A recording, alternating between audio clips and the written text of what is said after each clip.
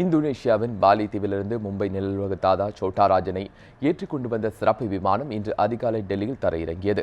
பல ஆண்டுகளாக தேடப்பட்டு வந்த சோட்டா ராஜனை மத்திய அரசு இந்தியா கொண்டு வந்துள்ள நிலையில் அது குறித்த கூடுதல் தகவலை எமது டெல்லி செய்தியாளர் சிவபிரியனிடம் கேட்கலாம். சிவபிரியன், வணக்கம். சோட்டா ராஜன் டெல்லி கொண்டு வரப்பட்டுள்ள நிலையில் காவல்துறையினரின் அடுத்த கட்ட நடவடிக்கைகள் என்ன?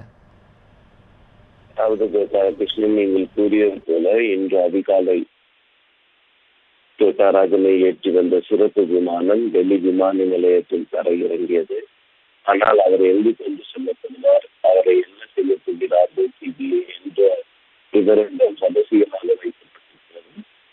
ஏனென்றால் சோட்டா ராஜன் ஒரு மிக ட்ரெடட் கிரிமினல் என்று சொல்லப்படுகின்ற ஒரு தீவிரவாதி அல்ல, ஆனால் ஒரு ட்ரெடட் கிரிமினல் என்று போலீசாரால் கூறப்படுகிறார். அவரிடமிருந்து தாவூத் இப்ராஹிமை பற்றி பல விஷயங்களை எடுக்க, பல விஷயங்களை பற்றி அறிய மத்திய அரசு முடிவு செய்திருக்கிறது. அதனால் அவரை முதலில் சிபிஐ காவலில் டெல்லியில் வைக்க மத்திய அரசு முடிவு செய்துள்ளது. அதனால் அவர் டெல்லி கொண்டு வரப்பட்டுள்ளார், மும்பை கொண்டு செல்லாமல். ஆனால் அவரை எங்கு ரகசியமாக டெல்லியில் அடைத்து வைக்கப் போகிறார்கள் என்கின்ற போன்ற விஷயங்கள் நமக்கு இதுவரை தெரியவில்லை. ஆனால் அவருடைய விமானம் தரையிறங்கி இருக்கிறது.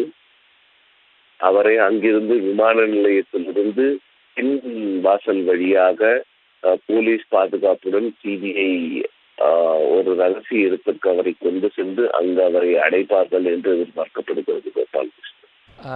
அதாவது சோட்டா ராஜன் மிகவும் சிரமத்திற்கு இடையில் டெல்லி அழைத்து வந்திருக்கிறார்கள். இனி சிபிஐ அடுத்த கட்டம் என்ன மாதிரியான நடவடிக்கைகள் எடுக்க இருக்கு சிவபிரியன்?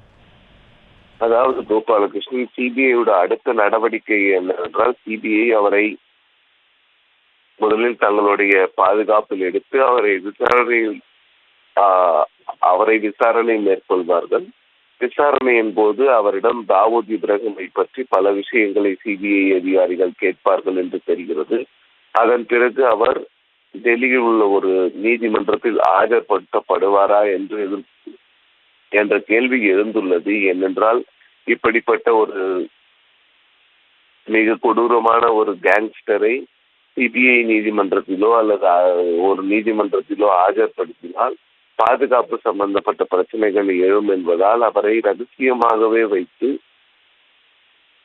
நடவடிக்கைகள் எடுக்கும் என்று சிபிஐ எடுக்கும் என்று எதிர்பார்க்கப்படுகிறது. அது மட்டுமல்லாமல் அவரை மும்பை கொண்டு செல்வதாக தான் முதலில் சிபிஐ அதிகாரிகள் திட்டமிட்டிருந்தார்கள். ஆனால் மும்பையில் அவருடைய உயிருக்கு பாதுகாப்பு இல்லை, அவருடைய உயிருக்கு அச்சுறுத்தல் ஏற்படும் என்ற ஒரு அட்டம் இருந்ததால் அவரை டெல்லியிலேயே வைத்து விசாரணை செய்ய முடிவு செய்திருக்கிறார்கள். அவரை டெல்லி கொண்டு வர முக்கிய காரணம் என்றால் பல வழக்குகள் அவர் சிபிஐயில் சிக்கியுள்ளார். அது மட்டுமல்லாமல் சோட்டா ராஜன் கைது செய்யப்பட்டதற்கான முக்கிய விஷயமாக கருதப்படுகிறது என்னவென்றால், இவர் தாவூத் இப்ராஹிமின் கூட்டாளியாக இருந்தவர். அது மட்டுமல்லாமல் இப்பொழுது தாவூத் இப்ராஹிமை பற்றிய விஷயங்களை தெரிந்தவர் இவர் மட்டும்தான் இந்தியாவிற்கு. தாவூத் இப்ராஹிம் பற்றி இந்தியாவுக்கு தேவையான அனைத்து உதவிகளையும் இவர் செய்வார் என்று எதிர்பார்க்கப்படுகிறது. அதனால் இவரை டெல்லியில் வைத்து தாவூத் இப்ராஹிம் எங்கிருக்கிறார், அவருடைய நடவடிக்கைகள் என்ன என்பன போன்ற அனைத்து விஷயங்களையும் இவரிடமிருந்து சிபிஐ அதிகாரிகள் கேட்டு தெரிந்து கொள்வார்கள். சிவபிரியன், உங்களுடைய தகவல்களுக்கு நன்றி.